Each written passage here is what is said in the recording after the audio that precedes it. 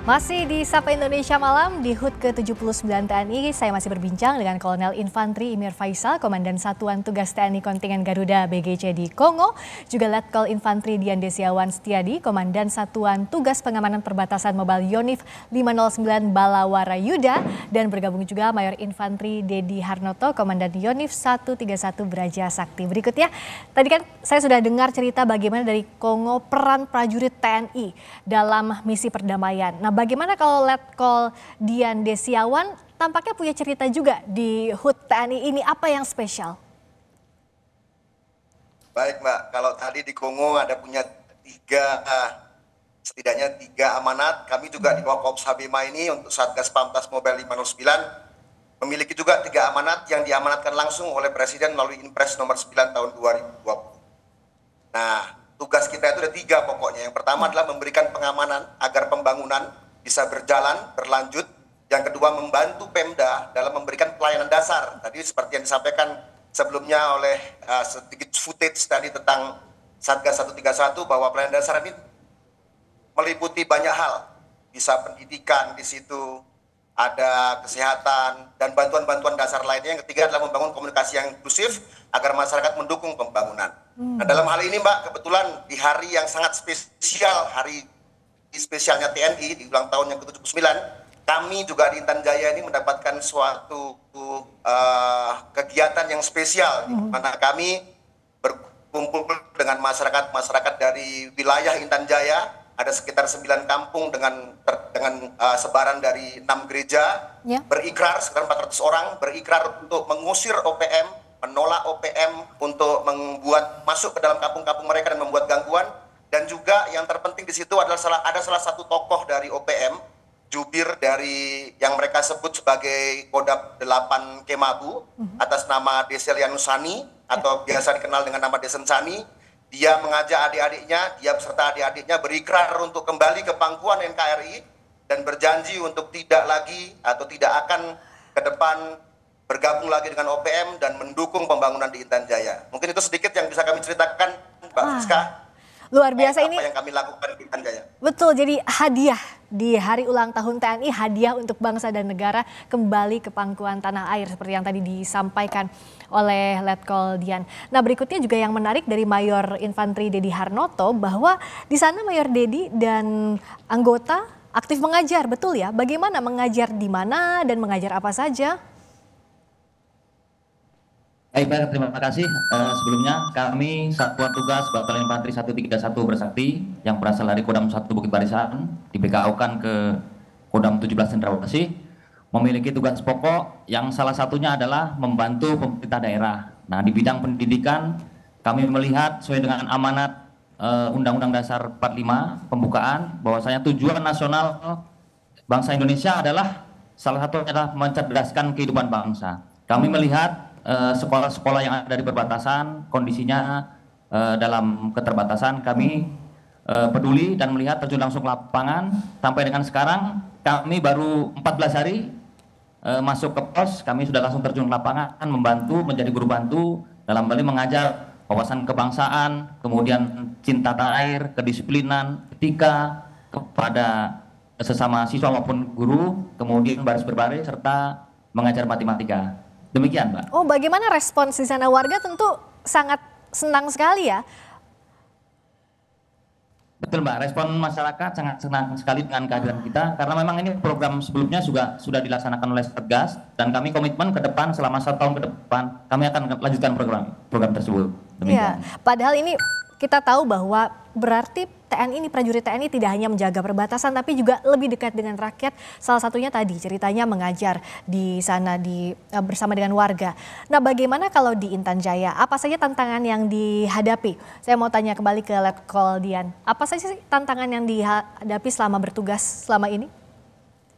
Baik, Mbak. Intan Jaya itu wilayahnya itu gunung bergunung, Mbak, dengan ketinggian average itu di atas 1.800 meter di atas permukaan laut sampai dengan pos tertinggi kami itu di 2.400. Jadi tentunya ini menjadi tantangan besar dengan medan yang sangat-sangat ekstrim ini.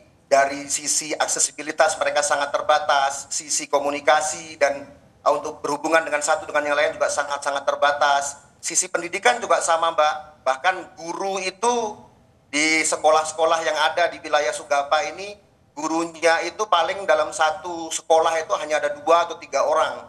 Ya. Itu kesehatan tidak ada, walaupun terdata mereka punya tenaga kesehatan, tapi karena mungkin mereka takut dengan kondisi wilayah yang katanya rawan ini, mereka cenderung berada di wilayah-wilayah yang lebih aman, misalnya ke Nabire atau ke Timika gitu.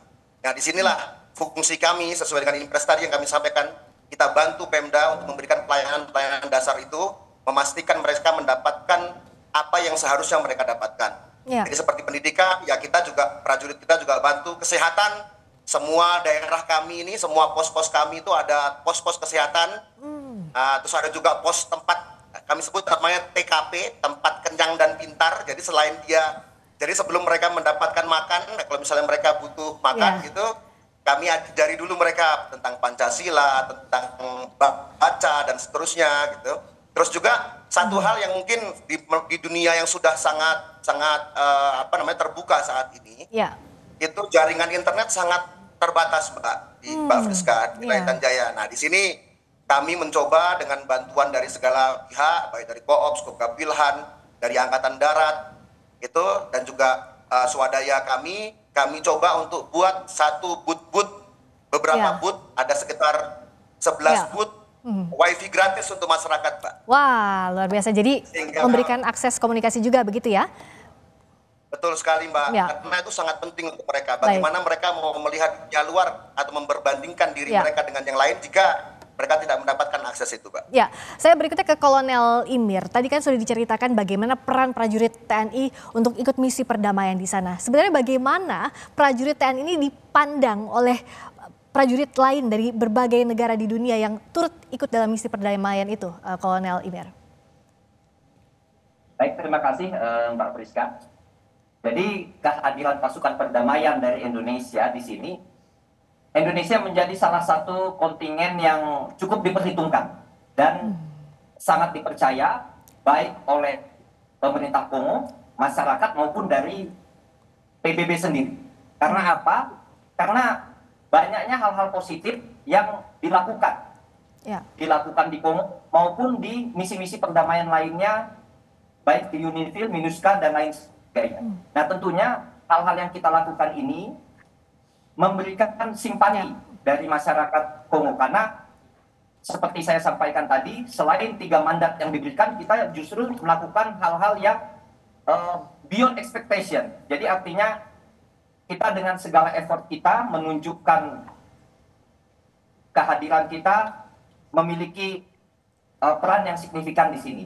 Dan keramahan dan kebudayaan tersebut itu memang merupakan karakter dari prajurit dari masyarakat Indonesia yang terimplementasikan dalam diri setiap prajurit TNI.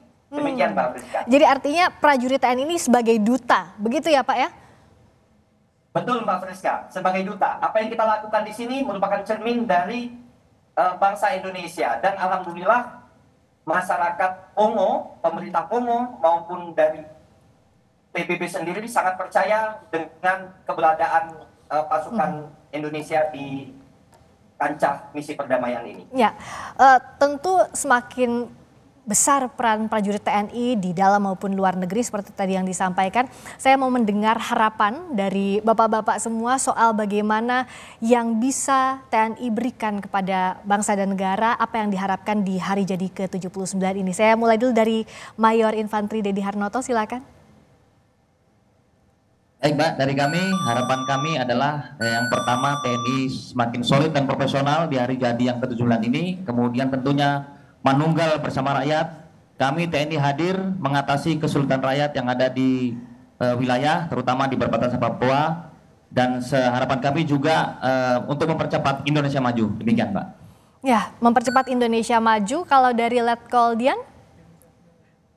Kalau harapan dari kami, Mbak, yang jelas Prima itu bisa terwujud dengan baik, profesional, responsif, integratif, modern, dan adaptif terhadap setiap tantangan yang ada. Di sini tadi saya mengutip apa yang disampaikan oleh Kapus Pen TNI bahwa TNI itu tumbuh bersama rakyat. Jadi ibarat kata antara TNI dengan rakyat ini seperti analoginya ada ikan dengan air.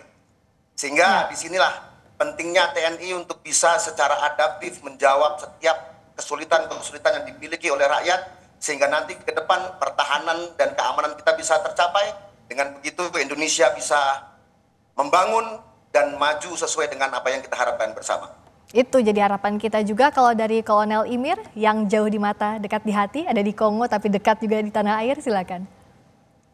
Baik Mbak Priska, harapannya di hari ulang tahun TNI tahun ini agar TNI selalu jaya, tetap menjadi garda terdepan bangsa dan benteng terakhir NKRI seperti yang dicita-citakan oleh para pendahulu kita. Dan tentunya hal ini dilambangkan dengan adanya prajurit yang profesional didukung oleh alutsista modern sesuai dengan visi TNI Prima.